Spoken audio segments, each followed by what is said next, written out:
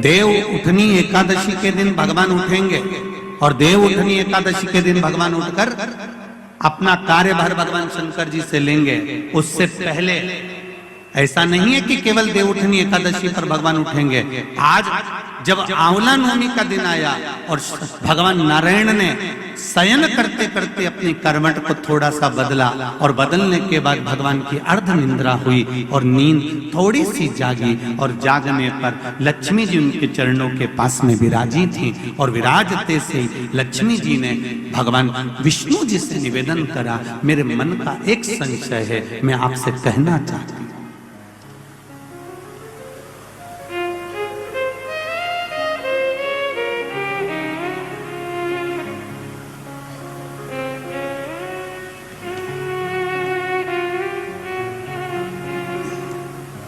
यह हमारे मन का भाव है कि हम भगवान को देव सोनी एकादशी पर सुलाते हैं और देव उठनी पर उठाते हैं। पर हमारी श्रीमद् भागवत कथा कहती है, शिव महापुराण की कथा कहती है, अग्नि पुराण, पद्म पुराण, नर्मदा पुराण हमको वर्णन करती है, एक क्षण की निंद्रा ब्रह्मा जी को आई थी और ब्रह्मा जी की झपकी एक क्षण की लगी थी और हाथ से वेद नीचे गिर गए थे। वेद नीचे गिरे, हयग्रीवा ने धारण कर लिए और चारों तरफ पानी पानी हो गया और पूरी पृथ्वी पानी में, जल में मग्न होने लगी। जरा विचार करिएगा, एक क्षण की निंद्रा ब्रह्मा जी को आई और वेद हाथ से चले गए और पानी पानी हो गया। और हम कहते हैं कि देव सोनी एकादशी पर देवता सोते हैं और देव उठनी पर उठते हैं। अगर 4-6 महीने जम के अगर वो सो गया तो एक भी नहीं दिखेगा भीकण का,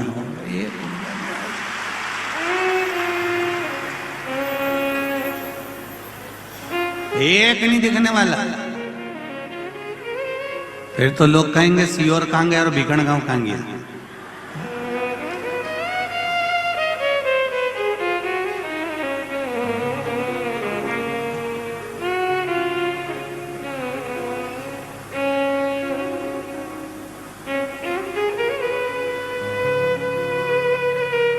महाराज,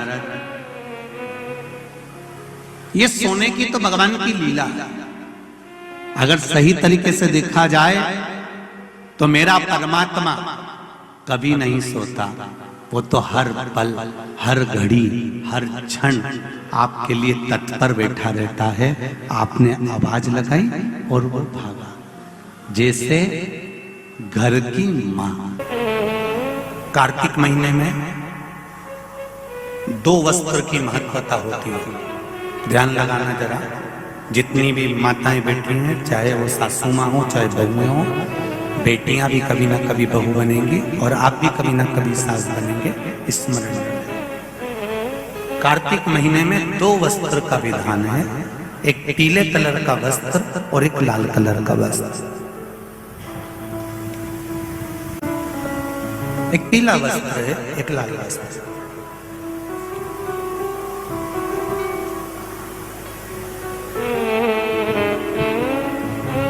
आज देव उठनी एकादशी है।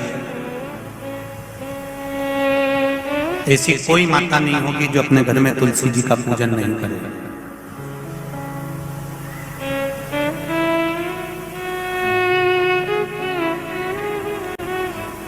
घर की मां यदि आज देव उठनी एकादशी के दिन लाल वस्त्र, बैकुंठ, वैसे तो पचवीगन का महत्व बताया गया है स्कंद पुराण में, जो 5 दिन पीछे के होते हैं।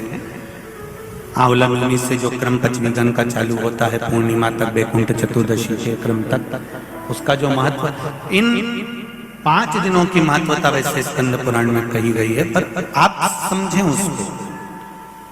लाल वस्त्र अगर कार्तिक महीने में तुलसा महारानी पर ओढ़ाया जाता है और वही वस्त्र बाद में रख लिया जाता है संभाल कर, तो उस घर में किसी कर्म गति के कारण भी अगर अपशब्द निकल रहे होते हैं तो वो अपशब्द वो वस्त्र रोक लेता है।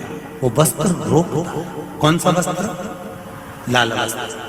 पीला वस्त्र इन 5 दिन में अगर तुलसा महारानी को चढ़ाया जाता है और उसको रखा जाता है, तो जिस नारी के गर्भ से संतान नहीं भी हो रही होती है, उसके कक्ष में अगर वो वस्त्र कुछ दिन तक रखा रहता है, तो ये निश्चित आती है कि गर्भ ठहरता जरूर है। ये पीले वस्त्र की और लाल वस्त्र की महत्वता कार्तिक महीने में।